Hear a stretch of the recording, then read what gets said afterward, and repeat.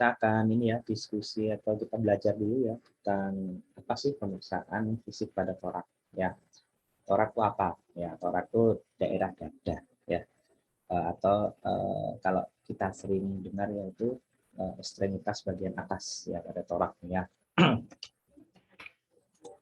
Jadi kita pahami dulu terkait apa saja sih yang ada dalam torak atau di ekstremitas bagian atas ya. Yang jelas di sini ada paru-paru. Ya, itulah kenapa pentingnya teman-teman belajar anatomi. Ya, anatomi dalam tubuh seperti apa.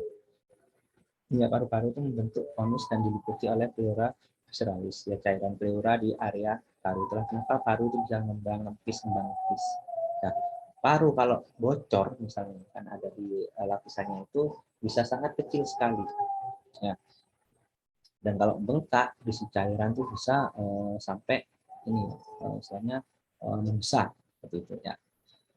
Di dalam paru-paru ini terjadi mekanisme ini ya, inhalasi dan ekshalasi ya, pengangkutan O2 dan CO2 ya. Terus ada proses pernapasan, pertukaran udara, difusi ya, pengangkutan dan ada regulasi. Yang mana ini semua baik secara sadar atau tidak sadar kalian lakukan. Ya, jadi untuk bernapas ini mungkin tidak seperti detak jantung yang bisa kalian hentikan seenaknya ya. Tapi kalau nafas ini bisa ya, jadi nggak seperti detak jantung ya. Tapi kuat-kuatnya tahan nafas pasti regulasi dalam otak itu pasti akan menyuruh tetap untuk bernafas ya. Jadi nggak bisa nih, saya tahan nafas sih sampai saya meninggal mau bunuh diri dengan tahan nafas, nggak bisa. Ya, kecuali kalian paksa dalam arti nyemplung ke air ya sehingga parunya nanti penuh akhirnya meninggal ya mungkin saja kalau seperti itu. Ya, jadi terkait paru. Ya, ini penampangnya ya. Kalau kalian belajar di anatomi ya, anatominya di bagian dada dalam torak ini ya fokusnya memang pemeriksaan pada paru-paru. Dan sebagian jantung nanti yang di depannya ini ada agak sebelah kiri nanti ada ketutupan oleh jantung di sini. Semua apa saja fungsinya? Banyak fungsinya. Ya, silahkan dipelajari di mata kuliah anatomi nantinya. Cek ya, ini ada trakea, sampai ada bronchiolus, bronchus, sampai dengan alveolus yang kecil-kecil ini ada fungsinya masing-masing. Ya, nanti silakan kalian pelajari. Ini istilah-istilah yang mungkin harus teman-teman pahami ya dalam pemeriksaan torak. Nanti ada garis sternalis ya di tengah di sini ya. Kalau kalian biasanya memegang ada seperti ada garis tengah, ada mid clavicula ini yang ke samping di sini yang menonjol biasanya ya. Ada axillaris posterior yang bagian atas, ada axilla yang anterior juga ya.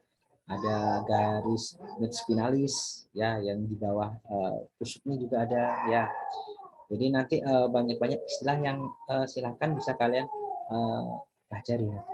Ya, yang mana kalau kita lihat penampang dada, ya ini kan penampang yang akan kalian periksa ya baik di bagian depan atau bagian belakang, samping juga iya.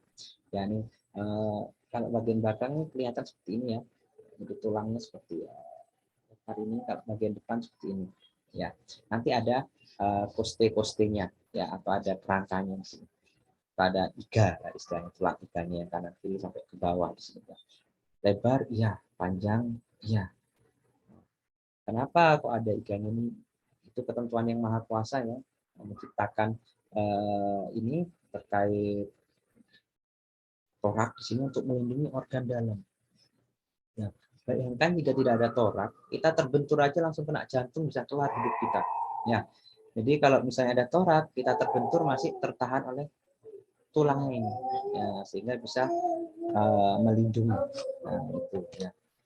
Ini anatomi tadi ya yang sempat saya bahas jelas ya. Nih, bagaimana sih cara menghitung costing ya sini ya? Nah, temukan dulu fossa supraternalis ya, yang bagian tengah nanti ya. Sini terus gerakan jari Anda ke bawah sejauh kurang lebih 5 cm. Nah, ini enak langsung diperagakan sebenarnya ya. Tinggal tunggu tanggal mainnya nanti ketika diizinkan untuk sekaligus praktikum ya. Terus ini ya, temukan tonjolan tulang horizontal antara manubrium dan corpus sternum ya. Kalau kita kembali ke sini ya, ke yang sebelumnya ya. Jadi bagian atas di sini yang area leher ya. Ini kan bisa kalian ini ya, ada persimpangan di bawah leher tuh yang seperti kalau kalian cek tuh ada seperti apa ya, kalau bahasa Jawanya ada legokan ya, ada cekungan lah ya. Nah ini ya, sehingga di situ akan kerasa nih, oh ya ini bagian dari fokusnya ini, nanti ditarik ke bawah sehingga ke bawah ini kurang lebih 5 cm nih dengan ini lurus dengan poste yang pertama. Nah, atau istilahnya tulang iga yang pertama di bagian atas itu yang dikasih penjelasan di sini ya. Terus untuk gerakan jari ke lateral untuk menemukan poste kedua ya, setelah ke lateral ke bawahnya bisa ya, nanti kan ada seperti cekung lagi ya. Ini enak memang kalau untuk peragaan ini yang ini ya, yang lapisan lemaknya sedikit ya, alias kurus biasanya lebih mudah, karena nggak usah suruh tahan nafas pun dia biasa aja udah kelihatan terkadang postenya. Nah itu lebih enak ya untuk peragaan ya. Peragaan cari yang lemaknya banyak ya agak susah nanti ya. Dengan menggunakan 2 jari Anda dapat menyusui poste ke bawah terus ya. Jadi 2 jari ke bawah terus. Jadi kalau yang keras tuh dan ada tahanan biasanya poste tulangnya, terus ada cekungan ke bawah itu nanti jarak antara postenya. Ya, kalau kita lihat sini ya. Nah, ini ada jarak-jaraknya. 1, 2, 3, 4, 5 dan seterusnya ke bawah sini. Memang sama yang Maha Kuasa diciptakan seperti ini. Ya. Terus kenapa kok postingnya nggak terus sampai ke perut? Nah itu terkadang pernah ada yang bertanya seperti itu. Kenapa kok hanya menyamping perutnya nggak dilindungi? Padahal di perut itu ada usus dan sebagainya. Karena perut sifatnya elastis. Ya. Ya tidak seelastis di bagian torak di sini. Ya. Keelastisan perut itulah yang juga melindungi kita nih. Ya kalau semuanya full tulang, kalian mau jongkok mau apa nih susah. Ya karena harus ada yang bagian elastis. Ya. Ini ya keterangannya ya. Jadi ada dinding posterior, nanti teknik-teknik ini ya. Ini insya Allah ada di SOP terkait praktikum ya. Jadi paling enak kalau kita melihat pemeriksaan di bagian torak, kalau misalnya pasiennya itu tidak bisa ini ya, tidak bisa berdiri atau dia supinasi istilahnya tidur ya, itu memang paling enak posisinya adalah semipolar ya kayak itu ya. Jadi sehingga kelihatan nanti tampak karena ekspansi ketika paru mengembang mengempis itu akan ini ya terlihat jelas. Nanti kita bisa mendengarkan dengan stetoskop ya untuk suaranya nanti. Ada beberapa contoh suara-suara dari ini ya istilahnya ini rongki, ini apalah istilahnya yang itu merupakan suara-suara yang tidak normal. Ya. Kalau ingin tahu suara normalnya seperti apa, silakan ya didengarkan suara paru-paru kalian ya. Insya Allah mayoritas normal harusnya ya. Ya kalau misalnya tidak ada kebocoran sebagainya, nggak ada penyakit-penyakit penyerta yang di area paru, insya Allah normal. Karena sebelum kalian bisa melakukan pemeriksaan fisik, paling tidak kalian harus paham ini ya normalnya seperti apa. Banyak ya istilahnya bisa kalian cari ya. Terus kita beralih ke setelah bagian depan, kita lihat bagian belakang nih. Bagian belakang kelihatan banyak sekali ya. Ya. Karena kalau bagian belakang nih sampai ke bawah nih. Ya. Tulang vertebranya di ini ya, di tengah ini ya. Ini sangat melindungi nih ya tulang belakang ini sampai ke tulang ekor nih. Karena di sini pusat saraf-saraf berada. Kalau misalnya ada istilah saraf kejepit, ya itu mungkin saja bisa terjadi. Ya, ketika kita misalnya kegiatan kita sangat ini ya, apa istilahnya sangat keras lah ya, itu sangat berisiko. Bahkan ada yang operasi sampai hanya membenarkan sarafnya. Padahal saraf itu seperti serabut kabel yang kecil sekali. Itu luar biasa susahnya, ya. Ini kalau kita lihat di anatominya, ya. Seperti apa sih batas anatomi normal? Ya. Jadi nanti bisa kalian cek kembali dari gambar nanti ya. Dari kurang lebih sepertiga dari medial clavicula yang di garis di bagian atas, sebagian bawahnya juga ada di area poste 6 tuh ya, yang sebelum di bagian perut itu yang menyilang ke area mid axillaris tuh daerah ini ya, apa sih, ketiak ke bawah itu ya. Kalau di belakang vertebra yang torakal ke 10, nanti bisa kalian hitung dari gambarnya, ada yang 10 tuh nanti sampai sana, dan turun sampai dengan torakalis yang ke 12 ya, di area dalam itu yang berada lah di dalam batas anatomi paru normal. Nah, kenapa saya ngomong paru normal? Nah, itu tadi yang sempat saya singgung. Ketika parunya abnormal, misalnya bengkak atau ada cairan, atau misalnya lagi trauma sehingga akan mengecil, akhirnya ya berbeda. Ya. Bengkak di sini atau misalnya dengan mengecilnya paru itu pasti ada satu trauma. Dan trauma entah berdiri batu atau entah jatuh tulangnya giganya sampai patah dan menusuk di parunya itu sehingga menimbulkan trauma. Dan itu biasanya si parunya itu akan mengecil. Di sini akan mempengaruhi proses pernapasan.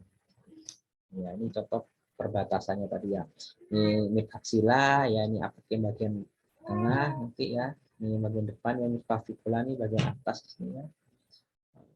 Jadi parunya sampai atas, iya ya, dari trakea sampai bronchus, bronchiolus sampai ke alveolus, ke jaringan-jaringan kecil di samping parunya. Ya, terkait di anteriornya ya. Ini kalau misalnya di bagian belakang itu diangkat ya. Jadi seperti setengah lingkaran atau seperempat lingkaran, kalau satu paru, tapi bukan lingkaran ini ya, oval lah istilahnya. Nah, ini contohnya kalau ingin mengekspansikan bisa diangkat tangannya. Nah, kita bisa mengekspansikan dan bisa melihat jelas. Nah, di belakang juga ada perbatasannya. Nah, ada loop-nya di sini. Ini gambar mudahnya seperti ini. Terus besar kecilnya paru berdasarkan apa ya? Bergantung setiap orang masing-masing ya ukurannya ya. Nah, untuk anak-anak pasti ikut mengembang sesuai dengan itu ya. Kalau misalnya sudah remaja atau usia 15-an ya udah seperti itu biasanya ukurannya. Tidak akan mengikuti perkembangannya. Ini kalau misalnya kita bedah ya, kalau dibedah ya. Nah, jadi saya dulu pernah ikut terkait praktikum terkait anatomi ya. Yang dibuat contoh adalah paru-paru dari sapi ya. Ya, apakah manusia mirip untuk mekanismenya ini? Kemungkinan iya ya. Tapi kalau bentuknya saya rasa sih ya nggak seperti paru-parunya sapi juga ya, berbeda ya. Tapi ketika dibelah itu ya dan dilihat dari stetoskop ya, itu kan ada emang rongga-rongganya. Yaitu yang mungkin dikatakan ada bronchus sampai ke alveolusnya. Ya, dibelah seperti ini ya. Ya, karena kandungannya itu yang memang sangat tinggi oksigen ya, tinggi CO2 juga ya. Jadi ada rongga-rongganya. Jadi ada seperti rongga-rongga dan listriknya. Coba lah kalau misalnya kalian beli daging paru ya sapi, karena enak ya. Saya juga termasuk yang suka daging paru digoreng kering biasanya, dibuat seperti kayak keripik gitu ya. Itu enak ya. Jadi ada rongga-rongganya, terlihat ada rongga beda dengan dagingnya gitu ya. Ini terkait perbatasan ini tadi ya. Nanti silakan bisa dibaca dan ini ya, nanti saya share di ini di MNP, nanti materinya nanti disesuaikan dengan ini ya, anatomi dari paru-paru.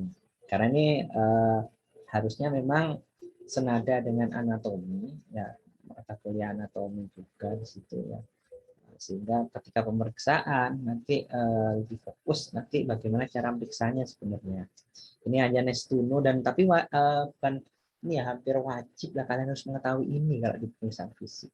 Ini kan supaya kalian ada gambaran nih terkait anatomi. Sehingga sebelum kita masuk ke pemeriksaan fisik yang ada inspeksi, palpasi, perkusi, auskultasi, itu kalian harus pahami anatomi batas-batasannya, sehingga tidak asal ketika, contoh saja yang saya sering kelihatan asal itu ketika menempelkan stetoskop. Nah, itu yang simpel tapi kadang seringnya ngasal. Ya pokoknya pakai stetoskop kelihatan keren, pokoknya tempel-tempel saja, nggak tahu nih yang ditempel tuh daerah mana, tujuannya untuk mendengarkan apa. Jangan main pindah tempel, ya nggak gitu juga. Ya harus paham dulu. Oh kalau ingin jelas ini berarti kalau ingin mendengarkan suara torak jelas itu paru yang jelas tuh di area sela-sela toraknya ini. Nah itu supaya bisa lebih jelas ya. Kalau misalnya kena toraknya kan nggak terlalu jelas, mungkin saya terdengar tapi tidak terlalu jelas. Itu kalian harus paham. Ya, ini sama ya terkait anatomi juga ya, bagaimana komponen dalam pernafasan tuh sampai dengan paru-paru ya sama ya. Nah ini ada suara nafas juga nanti yang bakalan kalian periksa juga suara nafasnya bisa melalui stetoskop atau bisa melalui telinga secara langsung. Karena kalau misalnya sudah parah sekali satu isi atau ronkinya itu parah sekali, nggak usah pakai stetoskop sudah terdengar ya. Kadang mengi ya itu sudah terdengar ya. Itu ya. Ini suara nafas trakeal bukan suara nada tinggi, sangat keras dengan kualitas yang kasar dan bergaung ya karena ini ya di bagian trakea itu ada pergesekan tuh ya, ada rongga udara. Jadi kalau bergeser ya memang enggak ini ya terdengar sangat keras sekali. Ya enggak usah trakea gini aja. Kalian kan pernah tahu suling, ya, alat musik suling itu ya, itu kan ada rongga. Kalian tiup kan pasti bersuara. Ya. Nah, salah satu mekanisme di dalam ini ya kita mengeluarkan suara itu kan ada pergesekan juga yang itu diatur oleh pita suara jadi nempel trakeanya itu ya sehingga pasti ada bunyi. Terus kalau misalnya ada yang tanya apa yang bikin beda suaranya penyanyi kok bagus sekali sama suara kita kok cenderung halus dan sebagainya ya. Sepemahaman saya itu kan berdasarkan latihan juga ya. Kalau bakat mungkin ini ya terkait bakat suara memang yang Maha Kuasa sudah menentukan ya ada yang suaranya nih berat dalam arti ini yang bisa ngebas kalau cowok ada yang tenor ya atau ada yang cewek misalnya cempreng misalnya seperti alto gitu misalnya itu kan udah bakat tuh. Tapi terkait bisa nyanyi bagus enggaknya kan bergantung dengan karakter suara masing-masing karena karakter suaranya kita tidak bisa minta ya itu sudah bawaan ya kalau bagus tidaknya suara ya itu bergantung latihan kita ya. Nah itu berbeda sekali ya itu mungkin yang ini ya istilahnya sekilas terkait materi tentang apa sih bagaimana sih pemeriksaan di area torak seperti apa mekanisme di torak ya kita lanjut dulu dengan ini ya materi yang kedua nanti lanjut diskusinya di belakang ya terkait pemeriksaan